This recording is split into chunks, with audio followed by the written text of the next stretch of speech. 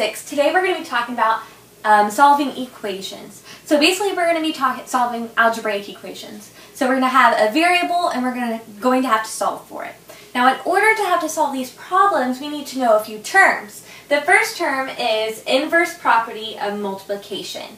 So if you think of inverse, think flipping.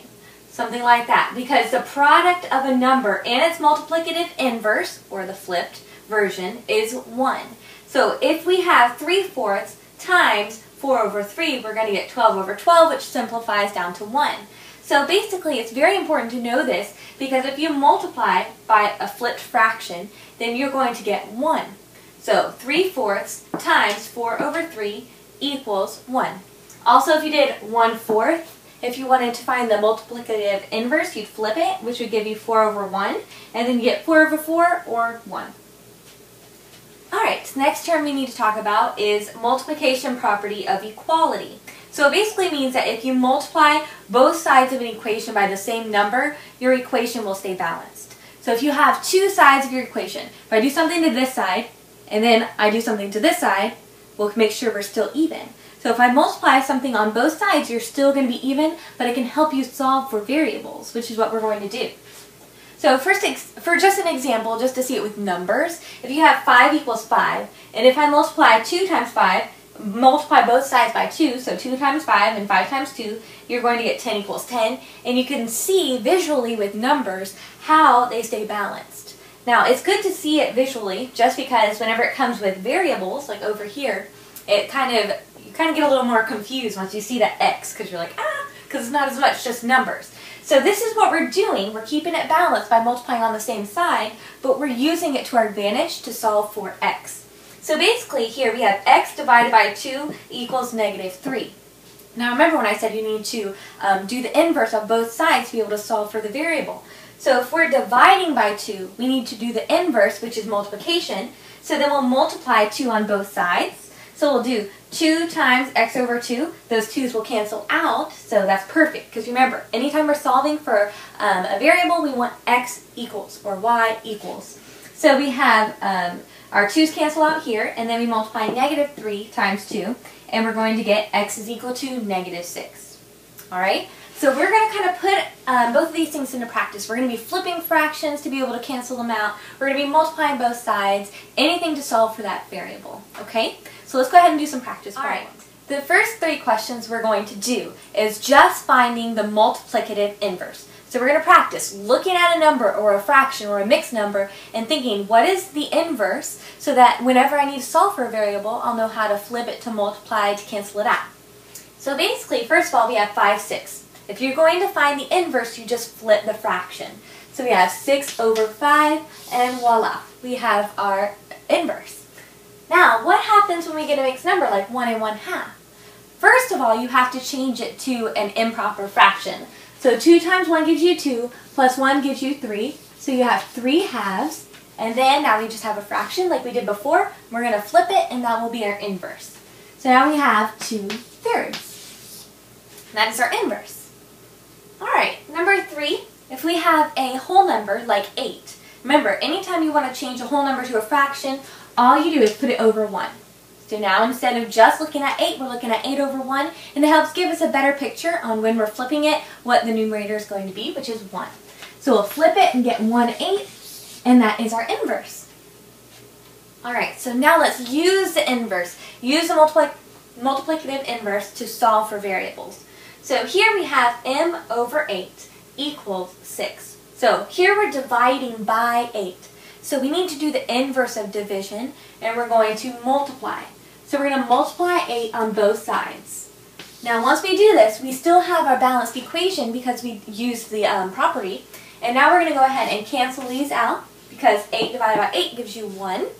And then we have 8 times 6. So 6 times 8 gives you 48. And so now that this is canceled out, and we saw what this is, we know what the variable is. M is 48. Alright, let's go ahead and look at number 5. We have p divided by 2.8 equals 1.5. Or p divided by 2 8/10 equals 1 5/10. Alright, so since we are dividing here, we want our answer to be p equals. So we need to get rid of this denominator. So in order to do that, we need to multiply it by 2.8 or 2 8/10 on both sides. Because remember, if we don't do it on both sides, we no longer have an equal equation, and this symbol should not be there. So if we are multiplying now, that's going to cancel both of these out. And really make sure whenever you get to this point, don't just cross off and assume that you're right. We need to make sure that they cancel each other. So say to yourself, 2.8 or 2 8/10 divided by 2.8 or 2 8/10 will give you 1. Okay, good. Now we have P equals. So now we just have to go ahead and multiply these decimals. So you're going to have to pull back on your knowledge of multiplying decimals. So we have 2.8 times 1.5. So remember with the decimals, even though it works out in this instance, you do not line up the decimal place values. You just shove them both to the end and then go ahead and multiply and count your place values. So you have 5 times 8, which is going to give you 40. 5 times 2 is going to give you 10 plus 4 is going to give you 14. Add a 0 because we're going to the next place value. So 1 times 8 is going to give you 8. 1 times 2 is going to give you 2. Now we're going to go ahead and add them up. We have 0, 8, 12. We have 2, 3, 4. Alright, so we have 4, 2, 0, and we have 2 place values, so we're going to move our decimal 2 places to the left.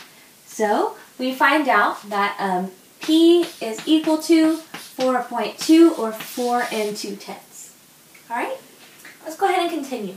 In this case, we don't just have our variable over a number, it's 1/2 times x.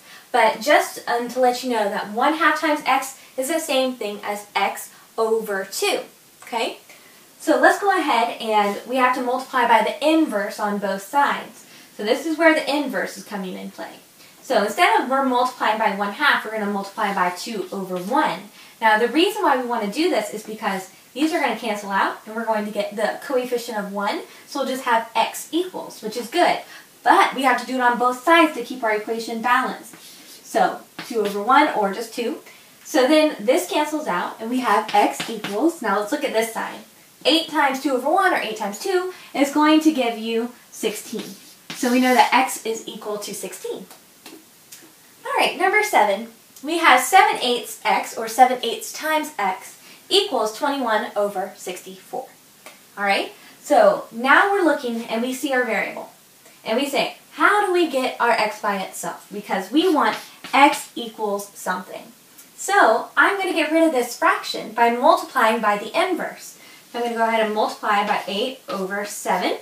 And if you look back and forth, these are going to cancel out, which is good. That's exactly what we want because we want the coefficient of 1, which will give us just x. So we multiply by 8 over 7 here, and we have to do it over here to keep our equation balanced. But instead, I'm getting here and I see a multiplication problem with 2 fractions. I'm going to cancel because I see some things that can cancel and I don't want to have to multiply 21 times 8 or 64 times 7. So I'm going to go ahead and simplify, cross-simplify before I get to the end. So I'm going to look back and forth and say, is there anything that can be canceled out? So 8 and 64, yes. I'm going to take an 8 out of both.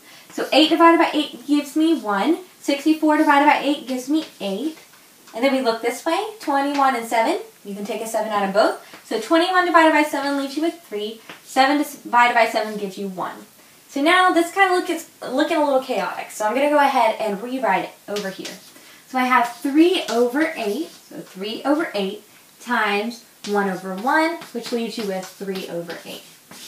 So after all of that, we find out that x is equal to 3/8. Alright? Let's go ahead and do a word problem. It says Wilson has 9 pounds of trail mix. How many 3/4 pound bags of trail mix can he make? So first of all, we already know the total, right? We know that he has 9 pounds total. So I'm going to go ahead and write 9 equals because we know we have, in all, we have 9 pounds. So now it's saying how many 3/4 pound bags can we make? So basically we have this huge bag and we're splitting it up, okay? So we're going to go ahead and anytime you're talking about 3/4 pounds of something, remember that of means multiplication. So we're going to do 3/4 times x. So 3/4 of a bag will give us 9 pounds total. Okay? So now we made up our algebraic equation and we feel kind of fancy because we came up with this. And now we're going to go ahead and solve because we want to know how many bags can you make. So this is how many bags, and we're going to figure it out. So now we have a fraction and we have a variable. And remember, anytime we want to get rid of this fraction, multiply by the inverse. So flip it and multiply that on both sides. So I'm going to go ahead and multiply this by 4/3 and multiply this by 4/3. Okay? So now I can go ahead and cancel out my 4 and my 4, my 3 and my 3, and we're left with an x over here, which is exactly what we want. So now we have 4/3 times 9. Do not get confused. Anytime you have a whole number, you need to make it a fraction by putting it over 1. So now we have 4/3 times 9 over 1. Okay? I see something right now that I can cancel, so I'm going to go ahead and do that. So I have a 3 and a 9 here, so I'm going to do 3 divided by 3, which gives me 1, 9 divided by 3, which gives me 3. So I'm going to rewrite it down here just so I remember when I'm multiplying. So I have 4 over 1 now times 3 over 1, which is going to give me 12 over 1 or 12. So basically we're going to be able to make 12 bags out of this 9 pounds. Okay? As always, if you have questions, go back and look at them again and rewind the video, just any part that you have questions on. You can also go back into your textbook. There are some examples done for you that can actually help you a little bit. And as always, bring questions to me in class. Now let's go ahead and do some on your own questions. Alright, you have 5 problems to do for me. For number 1, you have 8/5 and 5/8, and you need to tell me what those are called. Are they called mixed numbers, opposites, multiplicative inverses, or improper fractions? 2, k over 16 equals 2. 3, 4 equals y over 3. 4, b over 8.2 or 8 and 2/10 equals 2.5 or 2 and 5/10. And number 5, 3/8 a equals 12 over 40. For those last 4 problems, go ahead and solve for that variable. We'll see what you get tomorrow. Good luck.